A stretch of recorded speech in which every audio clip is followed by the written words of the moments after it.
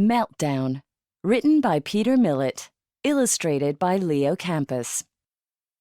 23 October 2148. This is my first ever journal entry created using a ballpoint pen. If you're reading this text sometime in the future, I can guarantee that you'll have never used one before. They are more ancient than iPads, Bluetooth, or DVDs. My grandfather heard about them when he was a kid, but he'd never actually seen someone use one. He once said, "I can't believe that anybody would use something like that to record their thoughts when simply speaking aloud is all you have to do." He was right. Pens are really slow and clumsy to use. So why am I using an antique tool to write my journal entry? It's because it's one of the few things in the world that works right now. We've just suffered the biggest electrical meltdown in history, and everything digital has been rendered useless. I might be one of the only people in our mega city that's able to record what's going on.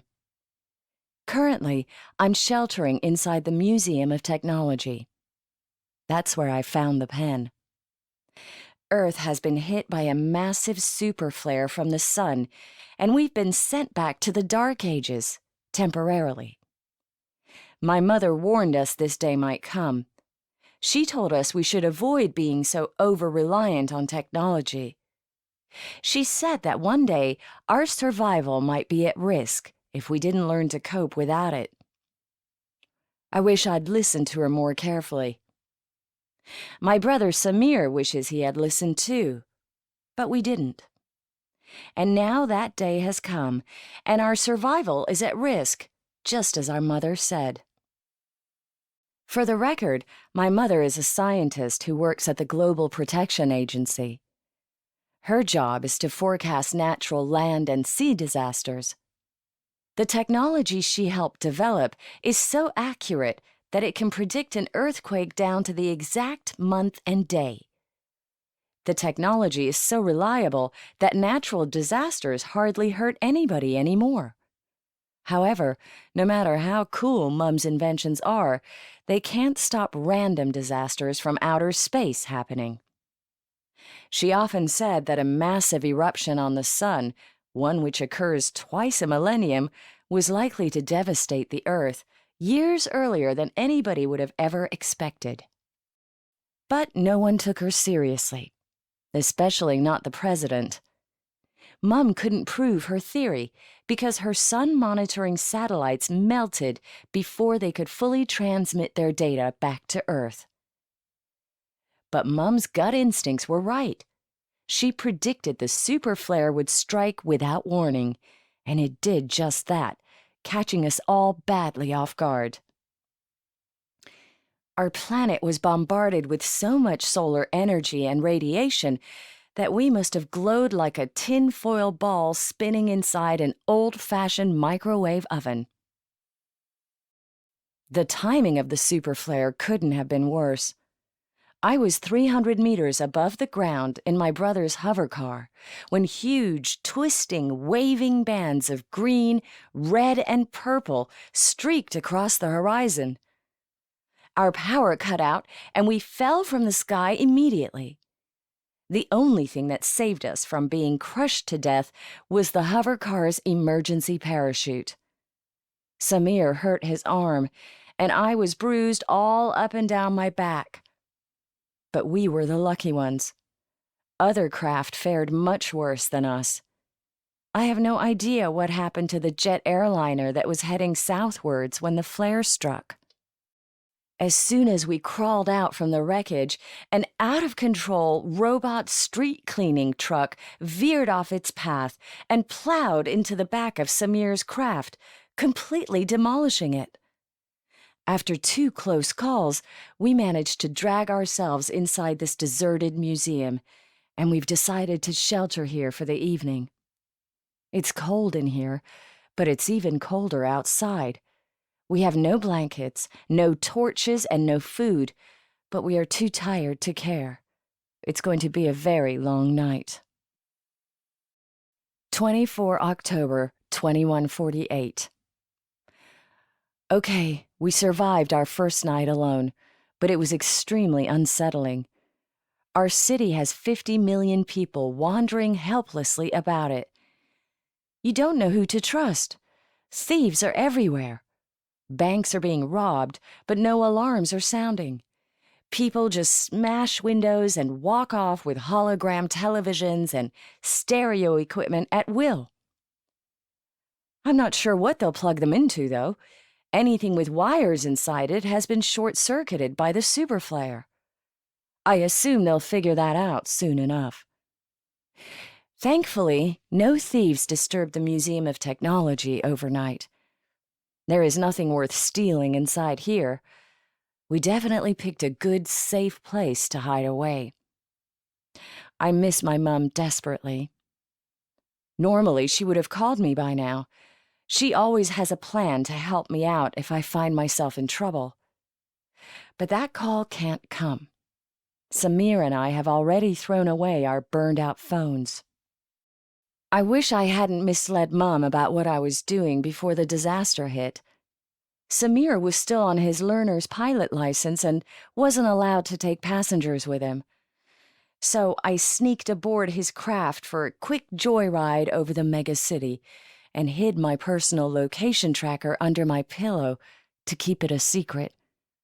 Mum will be clueless as to my whereabouts. She will be so worried, wondering where we are. 1,400 hours. I wanted to stay longer in the museum because it was such a safe place to hide, but we were seriously hungry and had no access to food. We were hoping someone would show us some kindness and offer us a free meal. Some people were stealing food. We weren't prepared to do that. As we walked away down the main street, the strange lights on the horizon began to glow more and more brightly. It looked like the sun's rays were being filtered through a giant shaking kaleidoscope. The whole surrounding area was a complete disaster zone. Transporter vehicles and cargo buses, packed with heavy loads, had ground to a halt in the middle of the road. Cars were on fire. People were lying about injured, and every single street sign had blanked out. We saw a few stressed-looking policemen running about, and one was even riding around on a horse. I suppose horsepower was the only type of transportation they could rely on after the massive power outage. We soon figured out why the policemen were looking stressed. The mega city was slowly filling with escaped zoo animals. A couple of giraffes galloped through a nearby park, and the chilling roar of roaming lions could be heard in the distance. The police ordered us to take cover while they tried to contain the chaos. We didn't hesitate to do so. For now, we're in a shopping mall, but how much protection that will give from the animals, I don't know.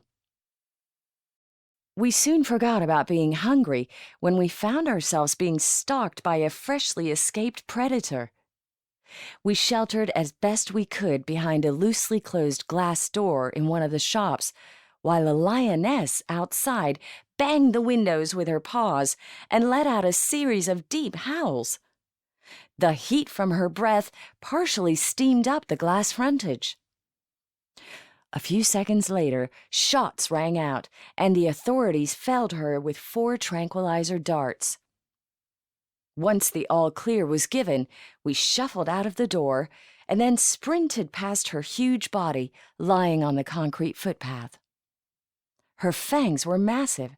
I'd never seen a lion up close before, only lion holograms in my bedroom. The police said the zoo's electric fences had deactivated.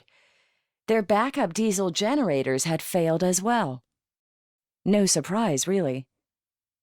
Samir asked one of the police officers if he knew of anyone who could help us find our way home. "Sorry, son," the officer had replied.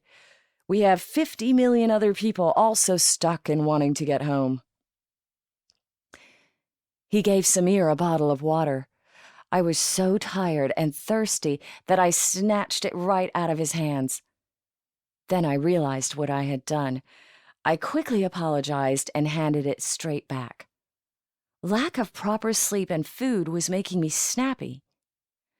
Samir is a kind brother, and he let me finish the bottle off after he'd gulped down a few large mouthfuls. It feels really weird to be here, abandoned in the middle of our megacity. Usually, if you want to go home, you just tell a personal travel pod where you want to go. Then it takes you there. Simple. You don't need to remember directions or understand travel systems. You just end up where you need to be, eventually, without having to move a muscle. We need to get home, but we don't know where home is. We're now sitting outside an abandoned cafe with no idea of which way to go. That's how unprepared we are for a catastrophic electronic meltdown. 25 October, 2148. We're just taking a break from walking and have crouched down in a shop doorway. I don't mind, as it gives me a chance to make sense of what is happening to us. One good thing is that we didn't immediately start thinking about food as soon as we stopped. We ate well last night. A generous elderly couple let us stay over with them in their apartment last night and gave us a delicious meal to eat. Long Life pizza never tasted so good. I know my grandfather swore he'd never eat genetically modified food in his lifetime, but he'd probably never been as hungry as we were. Mom always has an emergency supply of genetically modified, long-life food in our kitchen, in case of unexpected events. So too did this old couple. They had lived through the megacity nuclear power station disaster of 2098. They know what it's like to survive without power for a few weeks. They are also old enough to remember the times when people used to grow their own food in the ground. That was before the acid rain started falling 30 years ago. They said this current disaster is worse than any before it. All of the food we import from countries with safer environments is going to be stuck, rotting on ships that can't leave their ports, or on ships that are lost at sea without any power or navigation systems. We left the old couple's house a few hours ago and decided to try and find our way home by ourselves. Some of the larger corporate buildings have satellite dishes on them, and they all point in the same direction, south. Samir's flight navigation training is coming in really handy. He can follow landmarks for directions. Our apartment is located in the south of the city, so that's where we headed next. Hopefully Samir is right. To be honest, there aren't many other options for us to consider. We're certainly not planning on heading back to the heart of the megacity with wild animals on the loose. It's proving next to impossible to keep my thoughts about Mum in check. I'm worried that I will never be able to apologize enough for not letting her know where I was going. Samir says that simply turning up at our apartment in one piece is the best way to say sorry. He is probably right. Hopefully, I'll get to do that. 1200 hours. In my last entry, I wrote how great it felt to have food in your belly. Well, that feeling disappeared pretty quickly, and walking 5 kilometers without stopping for a break is the main reason. Those few remaining calories of pizza were quickly burned up by our exhausted bodies. Everywhere I looked, people were scavenging for food. More windows were being smashed. Electrical goods aren't being targeted anymore. Thieves are now hunting for bread, fruit, juice, biscuits, and long-life meat. Everybody is starving. I suppose people are acting no differently to the escaped zoo animals, just following their primal survival instincts. It's unnerving to be stranded in the megacity. The place was never designed for people to wander aimlessly about it. Everything used to be programmed to perfection. Travel networks ran like clockwork.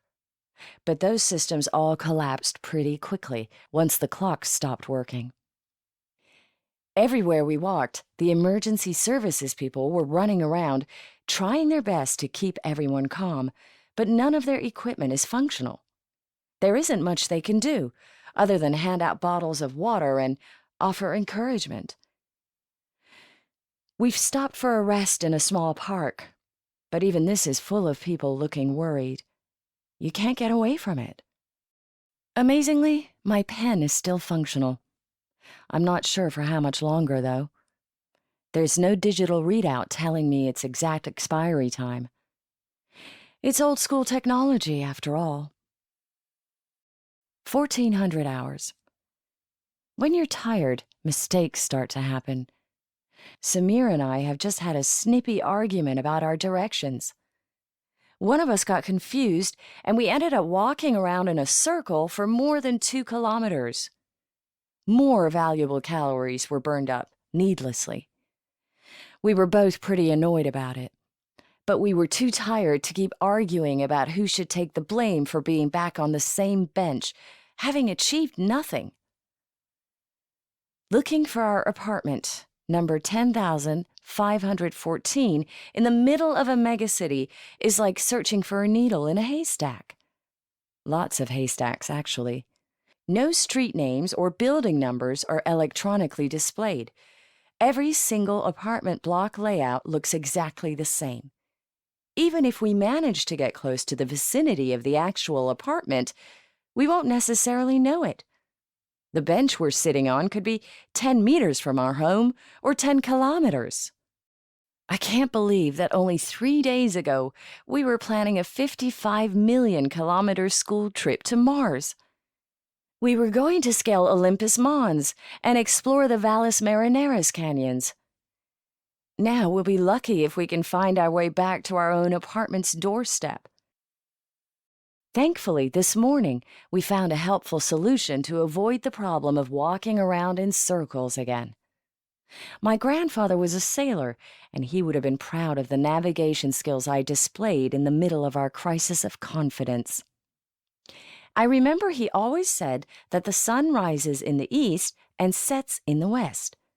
So I matched the sun's position in the sky with the occasional satellite dish we encountered, and that gave us 3 points of the compass. I've also played a bit of tennis before, so I know that most courts face north to south to avoid the glare of the rising sun. We haven't seen any tennis courts yet, but we know if we do come across one, that will give us our north bearing as well. I think we are some of the few folk wandering around the megacity that at least have a clue about what direction we are heading in. Most people must be completely helpless without something electronic to guide them. 2100 hours. We pushed on for another 4 kilometers this afternoon, and our hopes of finding our home were steadily increasing. There was something familiar looking about where we were headed. We knew it must be in the right direction.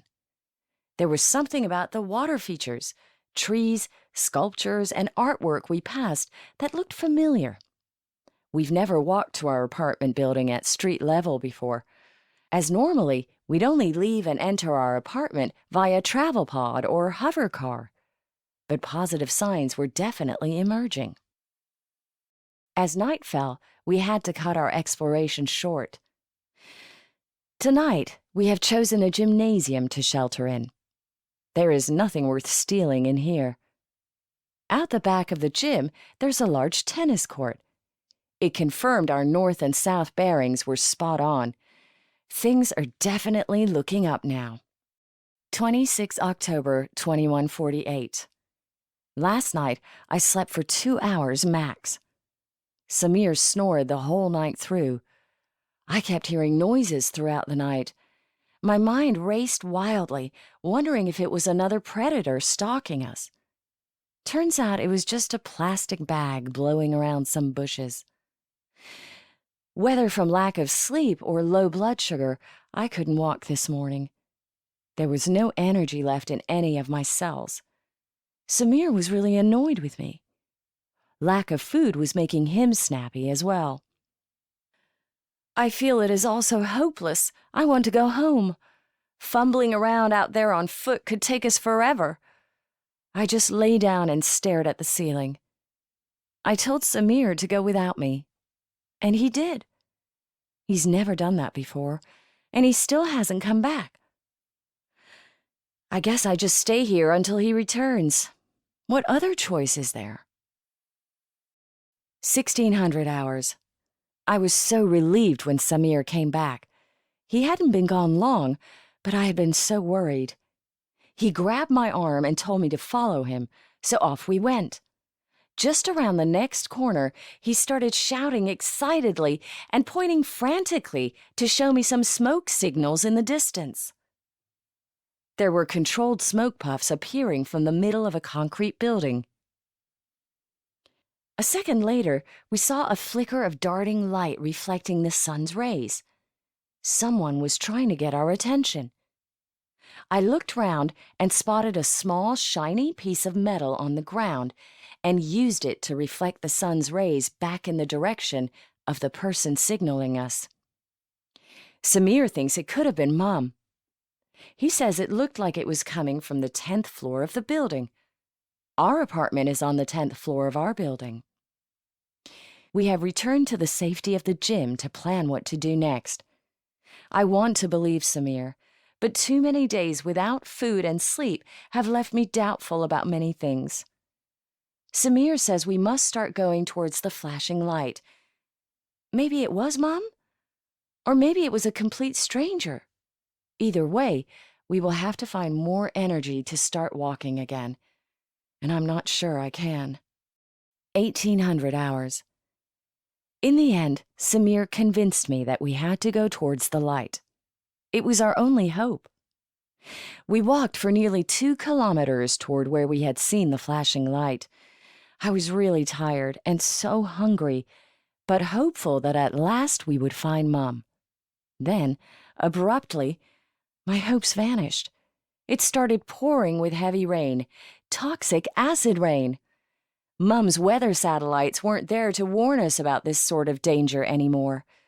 We quickly dived into a hover bus shelter. The rain killed off the smoke signals and the mirror reflections as well. We are still here now and are beyond deflated. Acid rain can pour for hours, and we have no chemical-resistant suits for protection. And what if that wasn't Mom signaling us? 2000 hours. We huddled in our shelter. The rain kept getting heavier and heavier. There was no way ahead for us. Our skin would have started burning after 10 minutes of exposure to it. Then we heard a familiar voice calling out from the distance. "Samir! Mahira!" I hugged my brother with relief. We hadn't been seeing things after all. The smoke signals were real. The mirror reflections were real. We have found our home, and now our mother has found us too. Our journey has come to an end. It is over. I am so glad to be home. 27 October 2148. Last night, we had our first decent sleep for days. No thieves prowling about to keep us unsettled. No escaped predators to give us nightmares. Just Mom, Samir, and me, together in our powerless house. Mom didn't even ask about my personal tracker being left hidden under my pillow. We'll probably never talk about it. There's no need to. We've been reunited, and we will never be separated like that again. She only wanted to talk about how resourceful we had all been at overcoming the most challenging of problems in recent human history. I'm still processing what we went through in the megacity. Samir acts like everything's normal, but deep down, he knows it's not. Everyone processes stress differently, I guess. Hopefully, we'll never be in that situation again, and if we ever are, at least we'll be prepared for it. Epilogue. Journal entry 23 March 2149. My pen is about to run out of ink. It's getting harder to read the words. There are signs that our megacity may receive small pockets of regular power in the next few weeks. Everything is moving very slowly. We've all adjusted pretty well to living without power, We know our neighbors better, and we all work together better as a community. That's one good thing that has come from all of this. My mother is in charge of leading the global superflare recovery program, and she is doing an amazing job. People are inspired by her vision for full global recovery one day. I'm sure we will eventually get back to normal and be far stronger for the experience. I hope my journal will always be there for future generations to read and learn from. Mahira. Meltdown. When Mahira hid in her brother's hover car, she couldn't have predicted the solar flare and the chaos the meltdown would bring. Can she find her way home?